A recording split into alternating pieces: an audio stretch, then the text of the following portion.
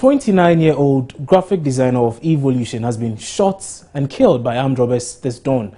The incident happened at Kwashiman when the newly married man was sleeping in the room with his pregnant wife. Beatrice Edu joins me for the very latest on that. Beatrice, you went to the scene of this particular crime.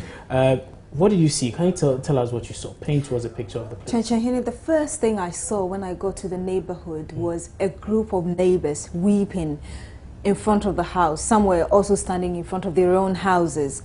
And then I moved to the crime scene. It's a one-story building painted white with an arch gate. And when I got to the right side of the gate, there were spots of blood. I asked the uncle. He said, well, that was the deceased blood. At the time, I was sending him to the hospital after they shot him. I moved into the house, and from the last staircase on the floor, on the ground, to the first floor, there were spots of blood climbing on the stairs. The first room I saw when I got to the first floor was the hall, and there was blood spread everywhere. Amazing. I couldn't even control myself. When you go to the kitchen, that's where the thing is so bad. Pools of blood to the extent that when you stand in, your feet can actually be soaked. That bad. And then when you check the window of the kitchen, you realize that there were drops of blood inside the kitchen. And even when you look at it outside, you could still see it. I understand you've been speaking to the family of the deceased. What have they been saying? I spoke to the uncle, Safo Odro, and he was telling me that he actually saw the robbers, and because they had light out, he could not, see their faces because the place was so dark. And he's been telling me more in this footage.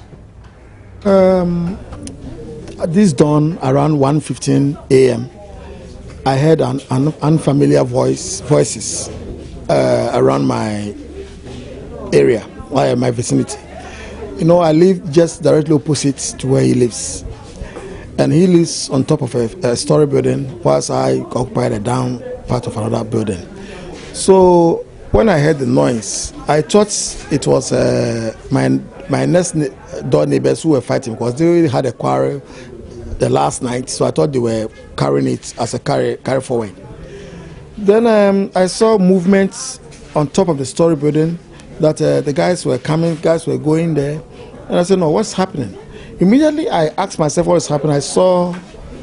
I heard a gunshot and a fire from the gun outside the fence wall. That's my fence wall. Then I saw 3 guys coming from my nephew's apartment, jumped from on top of the wall onto a BMW and landed on the ground, then went away. So immediately... Were they masked? Unfortunately, we have this doom saw thing. So the whole place was dark, but I saw the shadows. If there was light, I would have seen at least 1 or 2 of them, but the whole place was dark. So I saw the shadows that 3 guys are coming out, yes. There's darkness here.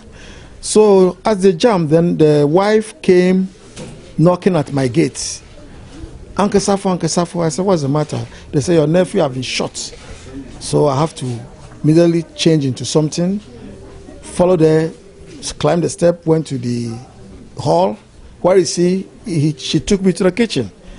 Here lies my nephew in a pool of blood. I have no any other choice than to call the other neighbors to help me to lift him and put him into a car. I will use his own Mazda 4x4 vehicle and drove to Korle Bu Teaching Hospital. So when we got to the hospital, before we left, I noticed that he was motionless, lifeless, but it doesn't lie in my mouth to pronounce him dead until a medical officer says so. So we went to Korle Bu, and then the medical officer told us he's dead. So I did a necessary arrangement for him to be put in the morgue, and that's what we are sitting in the family house thinking about, and then you've been here. Tell me, what came to your mind when you saw your nephew in that pool of blood after 1 a.m. in his kitchen? My dear, I was like, I was nobody I was, I don't know how to describe the whole situation. I could not control myself. I had to weep. Yeah. I can actually see tears in your eyes. Yeah. I couldn't, so that's it. Did you ask the wife whether he tried to struggle with them when they came and it was the reason they probably shot him? I will not rule that out. When I was climbing the steps, I saw blood stain all over the steps. When I went to the hall, the sitting room, I saw blood all over. Then she took me to the kitchen. Then I saw that's where he was in the pool of blood. So there were blood before I entered. And then from my little intelligence, I got to know that he struggled with them. And then, so anybody can call it what he wants to call it, but my nephew died as a hero. We expect something good to come out from it. Though we've lost our son, but the people should not go scot-free. Well, that's Safodro, the uncle of the deceased. Beatrice, you've been speaking to a few more people. The mother, I suppose? Exactly. I spoke to the mother, Mrs. Mary Anderson, and obviously she's devastated. I wouldn't want to belabor the point. Let's just hear what she said. Okay. I am not too well. I have 2 children, boy and a girl. It's my age. Should I bury my son instead of him burying me? It's not easy. Not easy at all. It's not easy.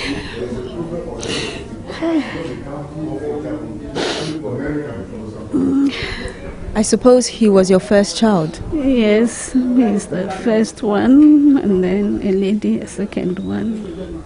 You talked about at your age. How old are you? I'm 55, and he will be 30 in August. I'm 55 years old. How was Papa to you? No. Papa is my everything. I didn't have enough children, only 2. The daddy traveled very early. Papa was 12 years old when the daddy traveled. So my companions were my children. We were very, very, very close. Very close. And he was my eyes and my leg. Take me here, take me there. Take me here, take me there. So close. And we converse a lot. Nothing happens in Papa's life without him telling me. Nothing. He will come and seek for advice.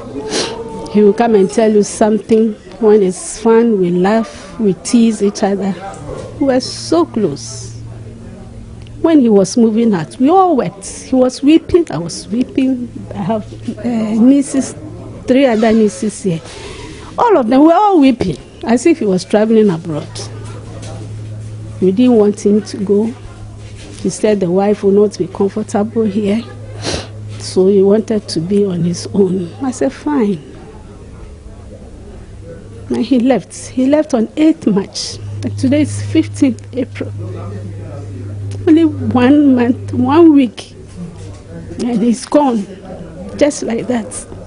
He's taking the lead. I just commend his soul to the Lord to keep him safe for me. And I also pray that those people will be found and brought to book. Okay, that was his mother there as well. Now, just before we go, what have the police been saying? Have they even been to the scene in the first place? Yes, they've been to the scene. Okay. I was told by the uncle they've been there twice and taken some evidence.